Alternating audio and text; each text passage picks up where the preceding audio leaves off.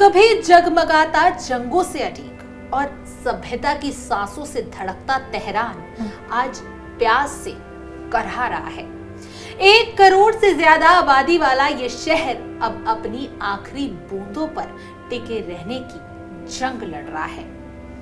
अमीर कबीर बांध सूखने को है, नदियां रेत में बदल चुकी है और आसमान महीनों से बेदर्दी की चुप्पी साधे बैठा है।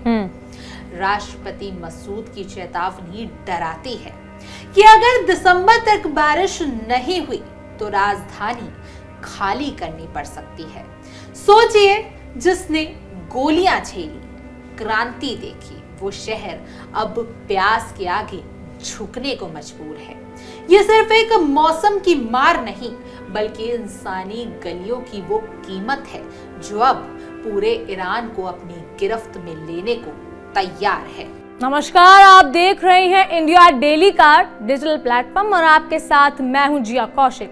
नमस्कार, मेरा नाम भावना सुखीजा है। तेहरान दुनिया के सबसे पुराने और ऐतिहासिक शहरों में से एक, जहां कभी जिंदगी 24 घंटे धड़कती थी, आज उसी शहर पर प्यास का साया मंडरा रहा है। राजधानी तेहरान, जहां 1 करोड़ से ज्यादा लोग रहते थे, अब बूंद बूंद को तरस रही है। अमीर कबीर बांध, जो कभी इस शहर की प्यास बुझाता था, अब सूखने की कगार पर है।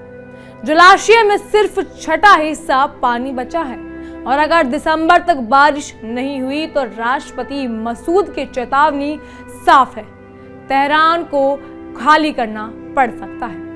ये सोचकर ही रूह कांप जाती है कि वो शहर जिसने युद्ध, क्रांतियां और प्रतिबंध झेले हैं, अब प्यास के आगे हार मान रहा है। बिल्कुल, और हालात इतने गंभीर हैं कि सरकार अब पानी की राशनिंग की तैयारी में जुटी है।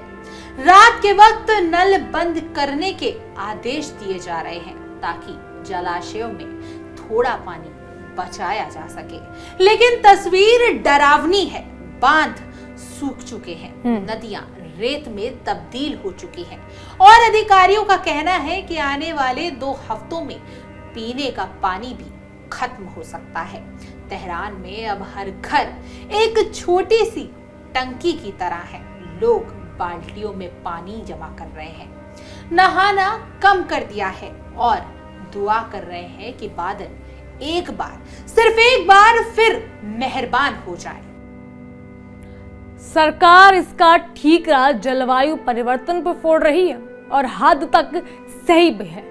तापमान 50 डिग्री तक पहुंच चुका है, बारिशें गायब है और धरती फट चुकी है। लेकिन कहानी का दूसरा पहलू और भी दर्दनाक है। यह इंसानी भूलों की कहानी है। जी हाँ, ईरान में 90% पानी खेती में खर्च होता है और वो भी ऐसी खेती में जिसमें पानी की खपत सबसे ज्यादा है, चावल, गेहूं और गन्ने जैसी फसलों के लिए। पुरानी तकनीकें, गलत नीतियां और लापरवाह रवैया, यही वो गलतियां हैं जो आज तेहरान को रेगिस्तान बना रही है। बिल्कुल, और यही नहीं रुका मामला। ईरान ने पानी को तेल की तरह खोदा। हजारों कुएं खोद दिए गए। भूजल को इतनी तेजी से निकल गया कि अब धरती के पास उसे रिचार्ज करने का वक्त ही नहीं बचा। शहर बढ़ते गए, इमारतें ऊंची होती गई, आबादी 2 गुनी हो गई, पर पानी का इंतजाम वही पुराना रहा। विशेषज्ञ इसे कहते हैं आत्मघाती जल प्रतिबंध। और अब इसका नतीजा ये है कि जमीन अंदर से खाली हो रही है, नदियां सूख रही हैं और लोग घुटनों पर हैं। बिल्कुल, सरकार अब पड़ोसी देशों यानी अफगानिस्तान, तजाकिस्तान और उज्बेकिस्तान से पानी मांग रहे हैं। ये कूटनीति नहीं बल्कि मजबूरी का इशारा है। तेहरान के कुछ इलाकों में पहले ही पानी की कटौती शुरू हो चुकी है। रात में नल सूख जाते हैं, सुबह पानी की उम्मीद अब बस एक दुआ बनकर रह गई है। अगर दिसंबर तक बारिश नहीं हुई तो तेहरान का नक्शा ही बदल सकता है। सोचिए, 21वीं सदी का एक पुराना शहर सिर्फ पानी की कमी की वजह से खाली करना पड़ सकता है। और यही है इस खबर का सबसे बड़ा सच। तेहरान अब किसी राजनीतिक या सैन्य संकट में नहीं, बल्कि प्यास के संकट में डूबा हुआ है। एक ऐसा शहर जिसने जंगों को मात दी, तख्ता पलट झेला, आर्थिक प्रतिबंधों को झेला, अब पानी के लिए घुटनों पर आ गया है। लोग सड़कों पर नहीं, रसोई में क्रांति की बातें कर रहे हैं कि अगर पानी ना मिला तो हम प्यासे मर जाएंगे। विशेषज्ञ चेतावनी दे रहे हैं कि अगर अभी भी पानी बचाने की टेक्निक के सही नतीजा और ठोस कदम नहीं उठाया गया तो तेहरान इतिहास बन जाएगा। तेहरान की ये चेतावनी सिर्फ ईरान की नहीं, ये हम सब के लिए एक चेतावनी है। जब इंसान अपनी धरती को निचोड़ देता है तो धरती भी एक दिन जवाब दे देती है, और फिर ना रह जाते हैं खेत, ना फसलें, ना शहर, बस रह जाती है प्यास की एक लंबी दास्तां।